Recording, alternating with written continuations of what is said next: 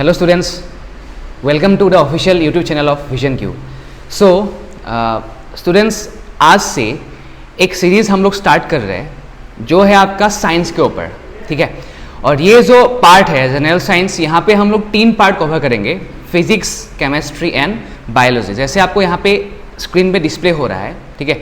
सो आज डिस्कस करेंगे फिजिक्स का part 1, some questions of physics, ठीक है।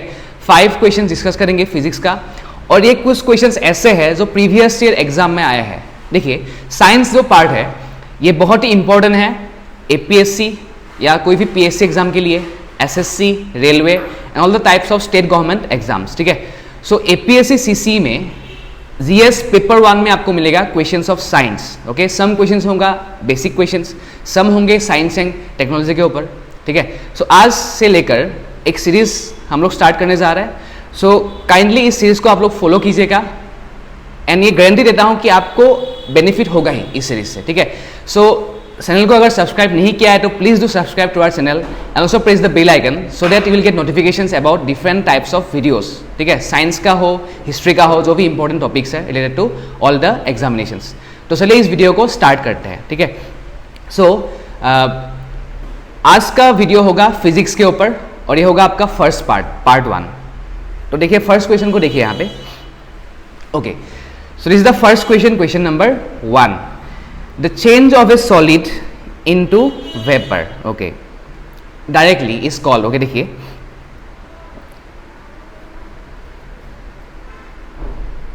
Okay, so every solid substance, देखिए अगर एक कोई सॉलिड सब्सटेंस है,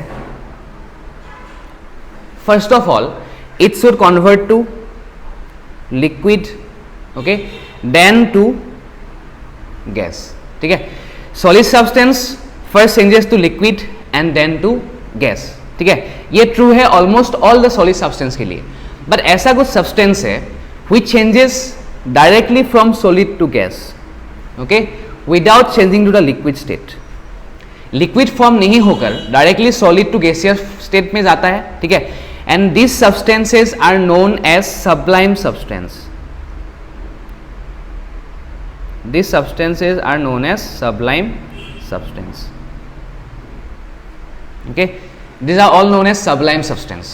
Okay, so examples of sublime substance क्या क्या है? देखिए बहुत कॉमन एग्जाम्पल है आपका naphthalene,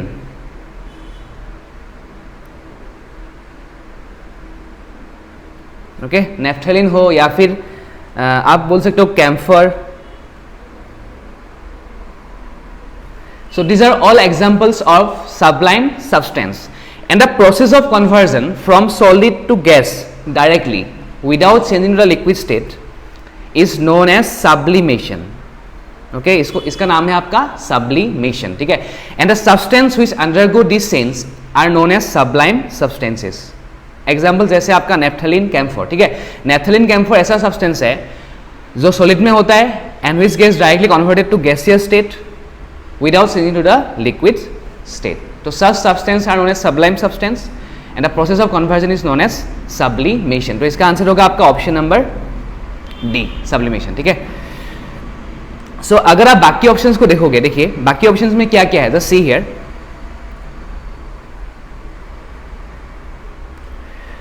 first is vaporisation, next is freezing, melting, okay, third last option है आपका सब्लिमेशन, ठीक है। वेपोराइजेशन क्या है, देखिए process of conversion from liquid to gaseous state, okay, is known as vaporisation.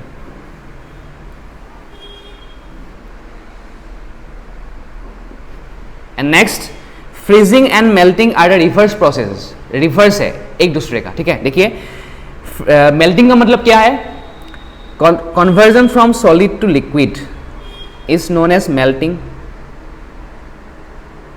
okay, conversion from solid to liquid is known as melting.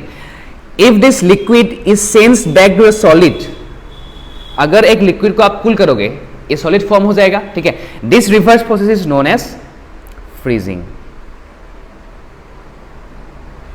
So melting and freezing are opposite to one other, ठीक है। Vaporisation क्या है, conversion from liquid to gas, and sublimation क्या होता है, process of conversion from solid to gaseous state directly without undergoing a change in the liquid state. ठीक है, तो इसका आंसर होगा आपका option number D, sublimation. So next move to question number 2. Next question.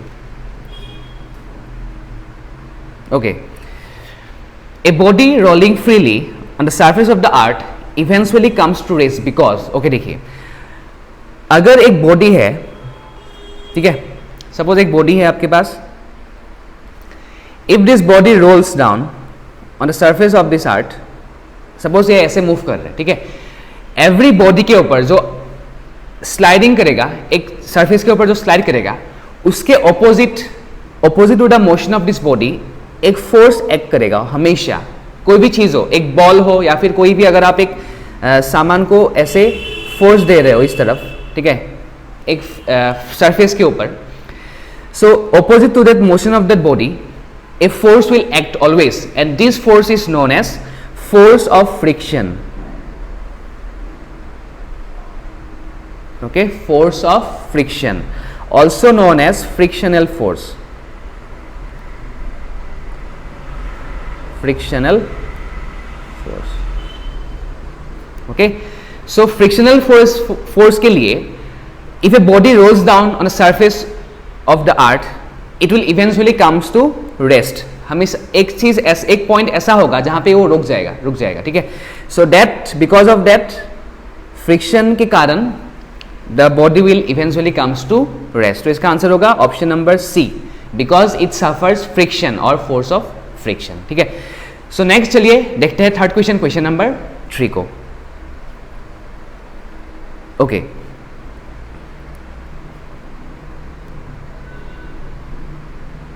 इसको देखिए अभी. 1 एस्ट्रोनॉमिकल यूनिट. ओके, देखिए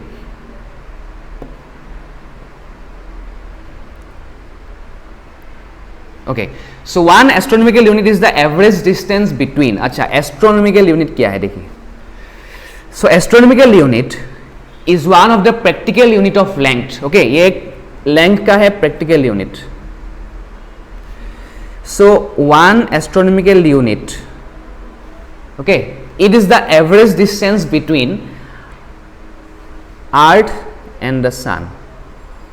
ये बहुत ही इंपॉर्टेंट क्वेश्चन है, एग्जाम में कभी कभी आता है एग्जाम में. ठीक है, so 1 astronomical unit is the average distance between Earth and the Sun. But एक चीज याद रखिएगा कि this is not the exact distance. Why? Because as the earth orbits round the sun, ठीक है, as the earth orbits round the sun, it is not possible to find the exact distance. तो इसलिए ये आपका है एक average distance. किसके बीच में? Between earth and the sun. And next important thing to remember is that इसका वैल्यू कितना है. ठीक है, what is the value of 1 astronomical unit और 1 AU. ठीक है, देखिए, so 1 AU is almost equal to about 150 million kilometers. Okay, 150 million kilometers, and if you convert this to meter, it is almost equal to 1.5 into 10 to the power 11 meter. ये भी एक बहुत ही important है, कभी कभी एग्जाम में आता है पहले. ठीक है, so 1 AU is almost equal to 150 million kilometer. And if you convert this to meter, you will get the value as almost equal to 1.5 in 10 to the power 11 meter. ठीक है, so ये था आपका third question, question number 3, 1 AU. So 1 AU और astronomical unit is the average distance between earth and the sun. ये exact distance नहीं है, बस द एवरेज डिस्टेंस है. ठीक है, चलिए, so after this let's move to question number 4. Next question. Okay, तो ये भी एक बहुत ही इंपॉर्टेंट कॉन्सेप्ट है. ठीक है, देखिए, temperature at which both the Fahrenheit and the centigrade scales have the same value. Okay, Fahrenheit, centigrade, ये सब क्या है? These are units of temperatures. Units of temperature. Okay, temperature units क्या क्या है देखिए. एक है आपका kelvin, which is the SI unit of temperature. दूसरा है आपका डिग्री सेल्सियस और degree centigrade, and third is the Fahrenheit, F. ठीक है, so there are 3 units of temperatures, Kelvin, degree Celsius and last is Fahrenheit. Out of them Kelvin is the SI unit of temperature. ये भी एक important question है. ठीक है, SI unit of temperature is Kelvin. अभी next आता है इन तीनों के बीच में what is the relationship between the three units of temperature. Next देखिए. Okay, so relationship between the three units of temperature Celsius, Fahrenheit and Kelvin. The formula एक formula है. The formula is C by 5 is equal to F minus 32 by 9 is equal to K minus 273 by 5. ये एक बहुत ही important relationship है between the three units of temperature. C by 5 is equal to F minus 32 by 9 is equal to K minus 273 by 5. ठीक है, relationship between Celsius, Fahrenheit and kelvin. तो यहाँ से आपको ऐसे भी क्वेश्चन आता है, अगर आपके पास कोई वैल्यू है सेल्सियस में, you can convert to Fahrenheit, also can convert to kelvin. मतलब तीनों में से अगर कोई एक का आपको वैल्यू दिया है, if the value is given in Celsius, you can find Fahrenheit and Kelvin. If the value is given in Fahrenheit, you can find values in Celsius and Kelvin. And if the value is given in Kelvin, you can convert Kelvin to both Celsius and Fahrenheit. Okay, depending on the question asked. So देखिए इस question में क्या निकालना है. The temperature at which both the Fahrenheit and the Celsius scales have the same value. मतलब Fahrenheit और Celsius scales का same value कौन सा टेम्परेचर पे होगा. तो मुझे क्या करना है, सेल्सियस और फ़ारेनहाइट को सेम करना है. ठीक है, इस रिलेशनशिप को लेना है मुझे, and I have to make the Celsius and Fahrenheit equal.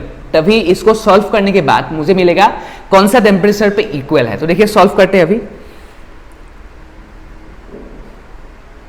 Okay, C by 5 is equal to, अच्छा F minus 32 by 9, तो F को कन्वर्ट करते हैं सपोज C में.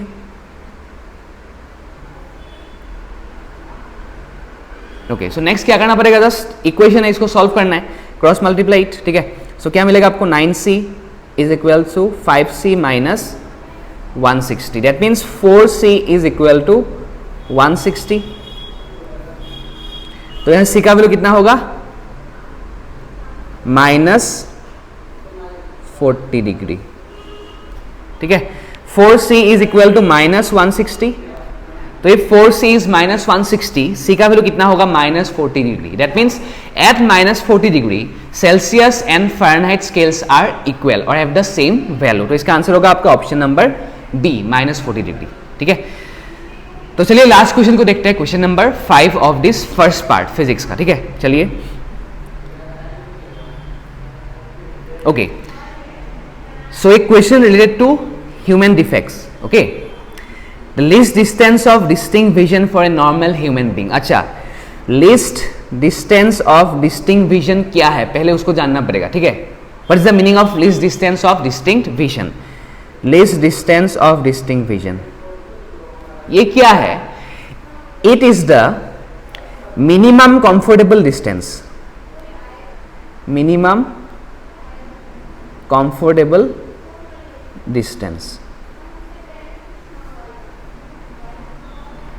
ओके, वर्ड से ही पता चल रहा है कुछ कि least distance of distinct vision, इसका मतलब क्या है, मिनिमम कंफर्टेबल डिस्टेंस किसके बीच में, बिटवीन द नेकेड आई. ठीक है, naked eye between naked eye and the object.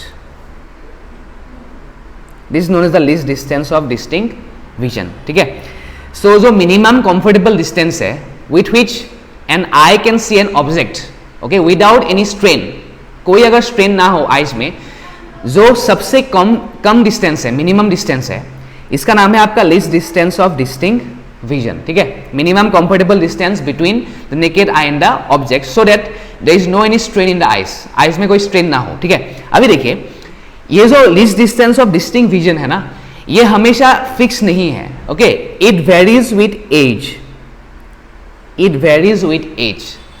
जैसे अगर एक बेबी है, ठीक है, एक सपोज इन्फेंट है, इन्फेंट दैट मीन्स एक बेबी जिसका एज 2 months to 1 year के बीच में है, ठीक है, इसका least distance of distinct vision कितना होता है? Almost you can say 5 to 8 centimetre, fix नहीं है, ठीक है। लेकिन अगर एक नॉर्मल ह्यूमन बीइंग है, इसका least distance of distinct vision क्या है आपका? 25 सेंटीमीटर, ठीक है, इसको याद रखना है आपको। तो इसका आंसर होगा आपका ऑप्शन नंबर बी, 25 सेंटीमीटर, ठीक है।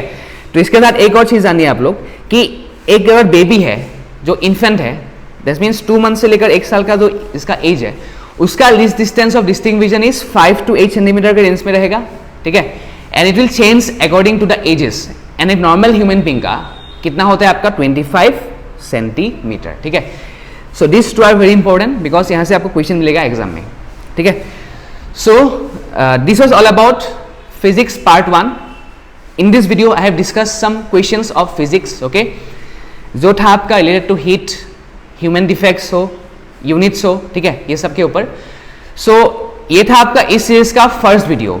सो और भी ऐसे बहुत सारे वीडियोस हम लोग लेके आएंगे, ठीक है, ऐसे बहुत सारे वीडियोस हम लोग लेके आएंगे। इस सीरीज को कॉन्टिन्यूसली आप लोग देखिएगा। सो अगर कोई भी वीडियो मिस ना हो, ठीक है, उसके लिए आप लोग को क्या करना है? Just subscribe to our channel so that you will get notifications about different types of videos. और ये वीडियोस कोई भी एग्जाम के लिए बहुत ही इंपॉर्टेंट है, ठीक है। सो ठीक है, अगर आपको वीडियो अच्छा लगा हो तो please do like and share this video with your friends, and also please do subscribe to our channel Vision Q for more such important videos in the future. So ठीक है फ्रेंड्स, मिलते हैं next session में। Thank you.